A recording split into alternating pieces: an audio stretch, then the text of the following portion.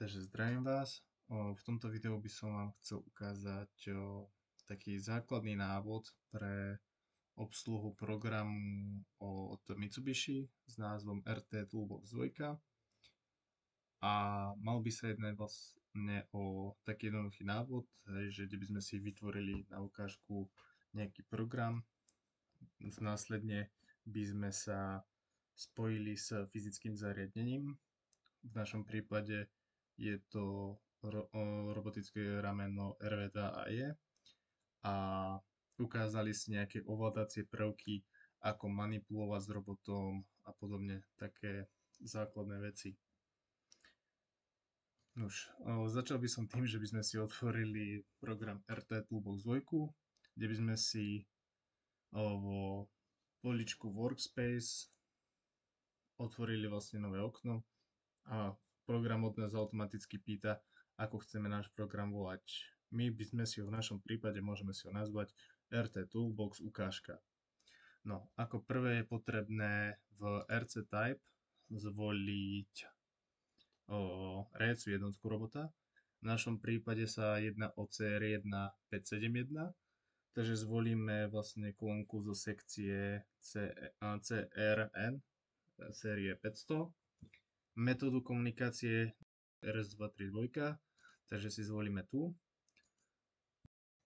Parametre pre nastavenie komunikácie s RS232 môžete vidieť na tejto tabuľke. Takže je potrebné ako prvé zvoliť komunikačný port, ktorý zistíme cez správcu zariadení. Keď si nájdeme komunikačný port, je dobre si ho rozkliknúť a skontrolovať si nastavenia, či nám sedia vlastne s robotom. Opäť tabuľku môžete vidieť teraz. Vyhľadáme si nášho robota. V našom prípade je to RV2AE. Tak. A vytvoríme vlastne tú projektovú sekciu. Následne si môžeme porozbaľovať tieto okná. Teraz ako prvé môžeme vytvoriť si program, nazveme ho P1. Teraz sa nám otvorilo okienko z programu. Pri písaní programu je dôležité, aby sme každý začínajúci riadok začali písať s novým číslom. Tie čísla nám symbolizujú alebo majú funkciu číslovania programu, čiže na akom riadku sa aktuálne program nachádza. Je dobré si to zvoliť, alebo štandardne sa to robí, že sa začína číslom 10 a krokovanie je o 10 s tým, že má to zmysel taký, že vy, pokiaľ sa pomýlite, prípadne vám treba doplniť nejakú funkciu v programe, niečo navyše, tak sa jednoduchšie vpisuje, že stlačíte jednoducho Enter a namiesto desiatky už vpisujete do toho, ja neviem, myslím si, mám chybu alebo potrebujem niečo doplniť medzi 20 a 30, tak môžem pomenovať nový riadok 25 a vložím ho tam a začnem písať doplňujúci kód. Čo sa týka samotného programovania, samozrejme začíname s číslom 10, definujeme si IO port, k nemu priradíme bit 8. Samozrejme začneme ďalším riadkom, kde začneme opäť skokom o 10 a pokračujeme, že si definujeme IO port a adresujeme ho na bit 9. Pokiaľ sa pýtate, prečo adresujem bit 8 a 9 a nie napríklad 1 a 2, je to tým, že máme prepojeného robota z XN jednotky, z toho kanálu, ktorý nám rozširuje IO vstupy, tak ho máme pripojený na robot interface box, z ktorého máme prepojený z portu X1 na simulation box. A ten simulation box nám umožňuje ovládať práve bity 8 až 9. Je to spôsobené tým, že ho máme prepojené práve z kanála X1. Keby to bol kanál napríklad X2 alebo X3, tak zase tam sú už tie bity úplne iné, ktoré my môžeme ovládať. Ale adresy pre naše potreby sú aktuálne definované portom X1, takže ovládame program pomocou vstupných bitov 8 až 15.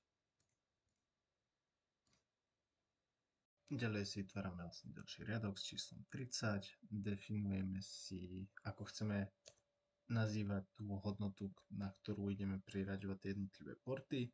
Takže my si ho nazveme ako input 1, vpíšeme si port 1, teraz som si všimol vlastne chybičky, že sme si nedefinovali ho pri IO porte, takže si ho tam dopíšeme port 1 a port 2. Následne ešte dopíšeme k riadku 40, si vytvoríme vstup 2, čiže IN2 a priradíme ho k hodnote z portu 2. Čo sa týka riadku 50, tam už môžeme vytvárať samotnú podmienku, kedy if máme ako ak je stlačené IN1 a zároveň nie je stlačené IN2, tak sa pohni na pozíciu P1. Samozrejme if musíme ukončiť v ďalšom riadku end ifom, pokiaľ nechceme tú podmienku ešte rozšíriť o nejaké dodatočné parametre. Pokračujeme písmem ďalšie podmienky. V riadku if ak je stlačené IN2 a zároveň nie je stlačené IN1, tak sa pohni na pozíciu P2. Takže 100 move P2. Tak.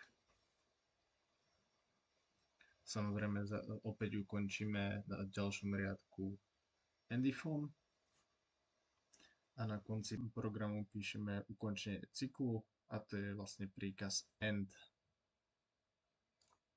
Keďže sme dopísali program, môžeme teraz skompilovať, ale ako prvé je potrebné prepnúť sa do online. Teraz, keď si otvoríme samotného robota, sa nám začne načítavať synchronizácia s robotom. Teraz máme otvorené simulačné okno, keďže kontrolujeme tie komunikačné parametre, komunikácia s robotom nám beží. O chvíľu by sa malo opäť komunikácia synchronizovať a teraz sa nám vlastne zobrazila už výsledná synchronizácia, takže teraz môžeme v reálnom čase vidieť, kde sa robot nachádza. A pridávame si novú polohu tlačítkom Add. Definujeme si P1 a zvolíme možnosť Get Current Position, ktorá nám dá aktuálnu polohu robota. Následne tú druhú polohu, keďže opäť je mi to pohodlnejšie nastavovať pomocou softvéru RT2Box 2 ako s reálnym touchpendantom, takže si otvorím Operation Panel, čo je prakticky virtuálny kontroler.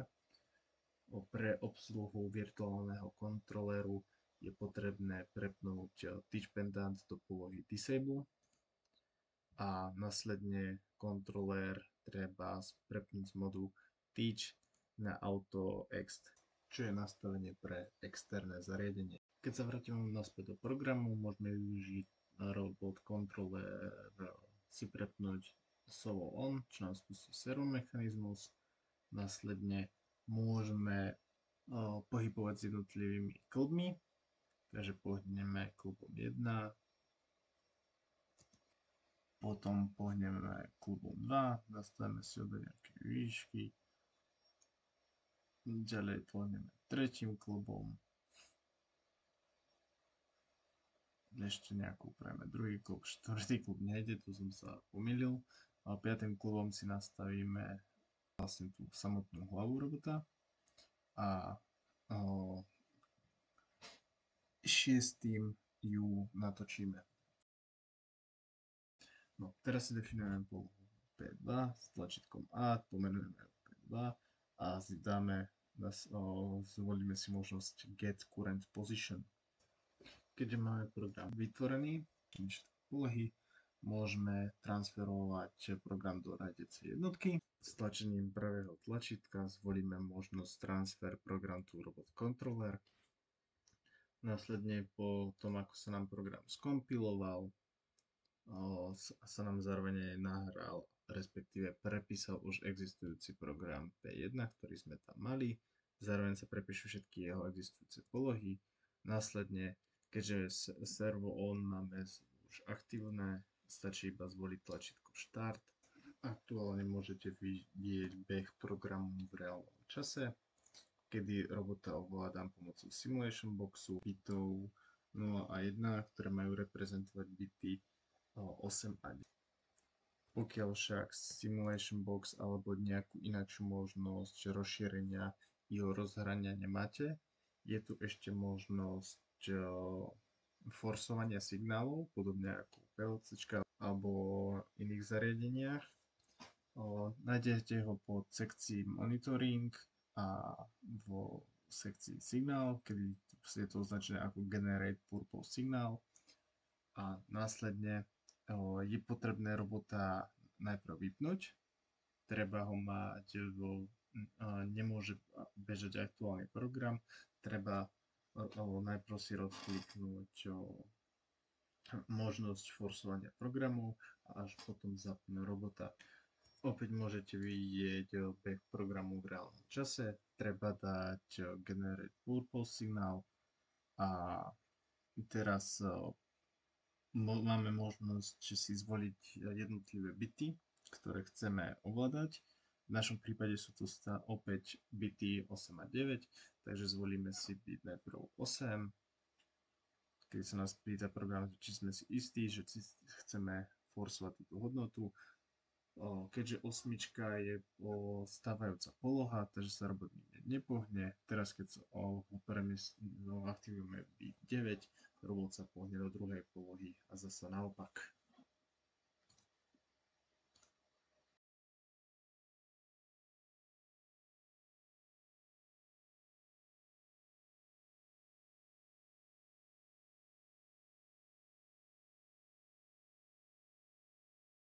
Pokiaľ chceme, aby nám teraz program bežal čisto z kontroléru, stačí prepnúť Teach Pendant do polohy Disable a kontrolér do polohy Auto OP. Následne program už podobne ako pri VirtualBoxe stačí stlačiť tlačítko Solo On a tlačítko Start. Program sa nám zapne. Pokiaľ ho chceme len tak zastaviť, stačí tlačiť tlačítko Solo Off. Potom je však robota zresetovať pomocou tlačítka Reset na kontroléry, prípadne na Teach Pendante.